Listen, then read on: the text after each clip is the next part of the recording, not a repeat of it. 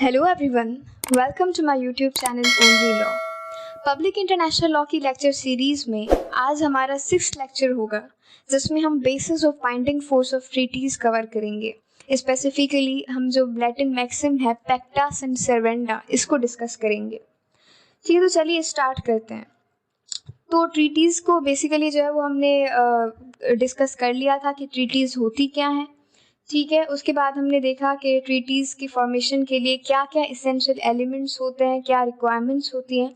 और आज हम डिस्कस करेंगे कि ट्रीटीज़ का बाइंडिंग फोर्स जो है वो किस कहाँ से ड्राइव होता है। दैट मीन्स अगर ट्रीटीज़ जो है वो बाइंडिंग है तो वो क्यों है, और कौन सा ऐसा सोर्स ऑफ लॉ है जो कि कहता है कि ट्रीटीज़ जो है वो बाइंडिंग है और ट्रीटीज़ को जो है वो गुड फेथ में फुलफिल करना है।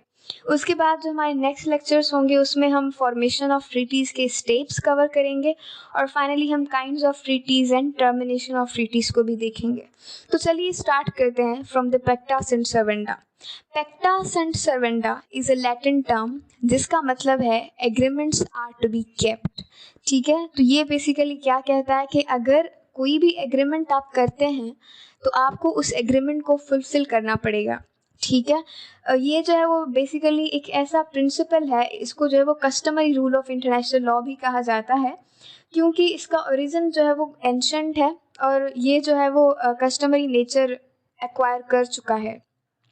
ये जो है वो ऐसा प्रिंसिपल है जो कि आपको सिर्फ इंटरनेशनल लॉ में ही नहीं लेकिन काफ़ी जो है वो अदर सोर्सेज में भी मिलेगा। लाइक काफ़ी रिलीजन्स हैं उनमें आपको मिलेगा, जैसे कि जनरली आप ये भी सुनते हैं कि जो भी वादा करो उसको निभाओ।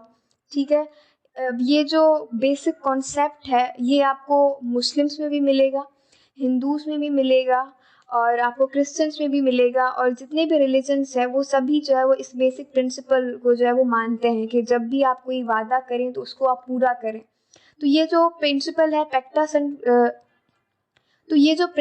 पैक्टा सेंट सर्वेंडा का, वो भी इसी पॉइंट के ऊपर बेस्ड है कि अगर इंटरनेशनल लेवल पे आप कोई भी एग्रीमेंट करते हैं तो आपको उस एग्रीमेंट को फुलफिल करना पड़ेगा। अब ट्रीटीज़ क्या होती हैं, वो एग्रीमेंट्स होते हैं। ठीक है, तो जब भी स्टेट्स एग्रीमेंट्स करेंगी तो स्टेट्स के ऊपर ये ऑब्लिगेशन है कि वो उस एग्रीमेंट को फुलफिल करें। That means they have to act according the terms and conditions of the treaties. वो जो है वो ट्रीटीज़ को यूनिलैटरली टर्मिनेट नहीं कर सकते, वो ट्रीटीज़ को ब्रीच नहीं कर सकते। They are bound to follow the terms of treaties. और ये जो है बेसिस है बाइंडिंग फोर्स ऑफ ट्रीटीज़ का, कि treaties are binding on the basis of principle of pacta sunt servanda. Pacta sunt servanda का प्रिंसिपल, हालांकि ये customary rule of international law भी है, लेकिन इसको जो है वो एम्बॉडी किया गया है in article 26 of the Vienna Convention on law of treaties.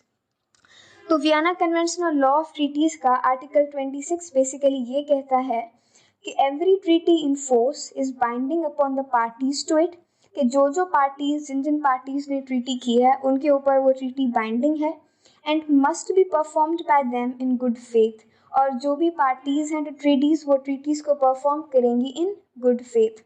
ठीक है, दैट मीन्स वो ट्रीटीज़ को वायलेट नहीं करेंगी। और इसी से जो है वो basis of binding force of treaties आता है कि ट्रीटीज़ जो है वो बाइंडिंग है on the basis of principle of pacta sunt servanda, जो कि rule of customary international law भी है, और अकॉर्डिंग टू आर्टिकल 26 भी जो है वो उसको रिकग्नाइज किया गया है। अच्छा, उसके बाद हम देखते हैं कि कोई केसेस जिसमें जो है वो पैक्टा सेंट सर्वेंडा को as a rule of customary international law uphold किया गया हो।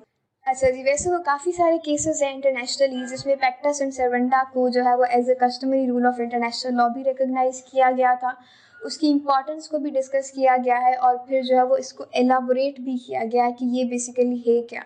लेकिन हम जो डिस्कस करेंगे वो एक केस है 1957 का, इसको नॉर्वेजियंस लोन्स केस कहा जाता है। अब नॉर्वेजियंस लोन्स केस में एक जज थे, जज लॉटर पैक्ट।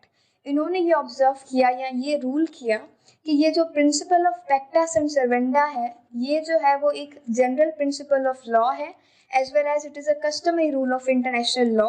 इसी से जो है वो ट्रीटीज़ का बाइंडिंग फोर्स जो है वो ड्राइव होता है। ठीक है, so this was all from my side for today. आज हमने देखा कि ट्रीटीज़ अगर बाइंडिंग है तो वो क्यों बाइंडिंग है ऑन द स्टेट्स, और जो नेक्स्ट लेक्चर होगा हमारा उसमें हम जो है वो formation of treaties and kinds of treaties को कवर करेंगे।